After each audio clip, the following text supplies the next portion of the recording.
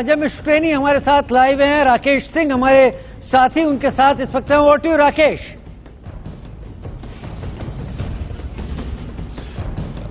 देखिए, जिस तरह से पीएफआई के खिलाफ लगातार ऑपरेशन चल रहा है, ऑपरेशन ऑक्टोपस के तहत जिस तरह से आईटीवी नेटवर्क ने इस डिकोड किया था, हमारे साथ केंद्रीय गृह राज्य मंत्री अजय कुमार मिश्र टेनी जी हैं।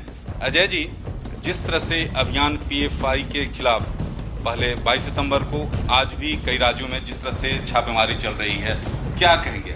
देखिए, देश में कानून व्यवस्था कायम रहे, शांति रहे, सद्भाव रहे, उसके लिए जो भी आवश्यक होता है, निरंतर हमारी अलग अलग एजेंसियां हैं जहां पर जैसी जानकारियां मिलती हैं, जैसे संगठन होते हैं, उनके विरुद्ध कार्रवाइयां होती हैं।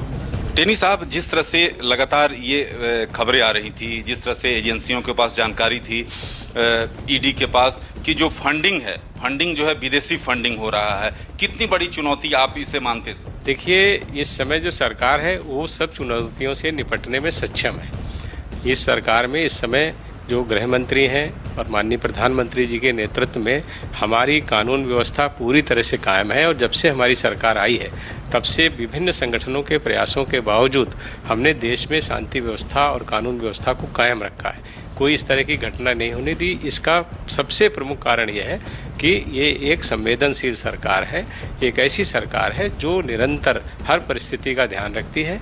और गृह मंत्री जी के नेतृत्व में सारी जांच एजेंसियां जिस तरह से काम कर रही हैं, देश में शांति व्यवस्था कायम रहेगी और जो भी निकल करके आएगा उसमें कानूनी कार्रवाई विधि सम्मत तरीके से हम करेंगे। अजय जी, काफी संवेदनशील हैं आप।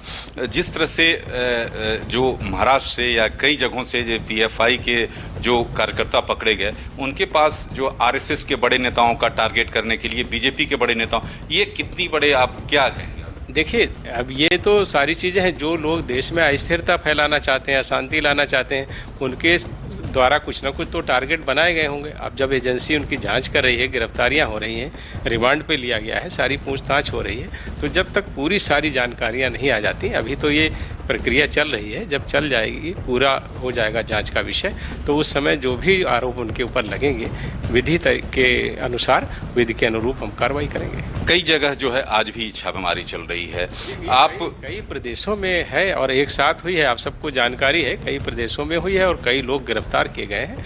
और निश्चित रूप से कुछ न कुछ ऐसा है जिससे उनकी गिरफ्तारी भी करनी पड़ी और पूछताछ के लिए रिमांड भी लेना पड़ा।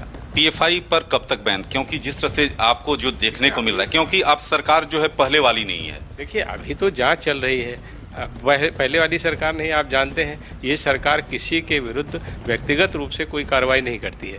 अगर विधि के अनुरूप वो देश में रहना चाहते हैं, देश को अच्छे ढंग से, देश के लोगों के साथ काम करते हैं, तो सरकार को कोई परेशानी नहीं। लेकिन जो ऐसे लोग हैं जो देश में अस्थिरता लाना चाहते हैं, देश में इस तरह का वातावरण बनाना चाहते हैं जो हम लोगों के आपस में लड़ाई, हमारा विकास का जो काम है उसको अवरुद्ध करे, ये देश आगे बढ़ रहा है, लोगों को फायदा हो रहा है, लोगों का जरूरतें पूरी हो रही हैं, उनकी सुविधाएं बढ़ रही हैं और निरंतर इस तरह से हमारी सरकार के प्रति लोगों में विश्वास बढ़ रहा है, जिससे ऐसे लोग जो इस देश का विकास नहीं चाहते, देश का बढ़ता हुआ कद नहीं उनको पसंद आ रहा है, उनमें हताशा निराशा स्वाभाविक है। तो ऐसे दस्तावेज जो मिल रहे हैं, अगर और दस्तावेज मिलते हैं तो कार्रवाई होगी, मतलब डरने वाली बात? जी, अरे डरने वाली सरकार आपको लगती है?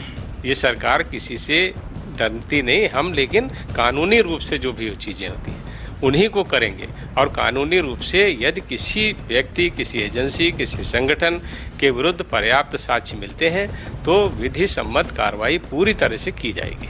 तो साफ तौर पर सुन सकते हैं केंद्रीय गृह राज्य मंत्री अजय कुमार मिश्र टेनी, जिनका कहना है कि ये सरकार पहले वाली नहीं है और जिस तरह से साक्ष्य जुटाया जा रहा है, अगर साक्ष्य मिलते हैं तो इस संगठन को बैन किया जा सकता है।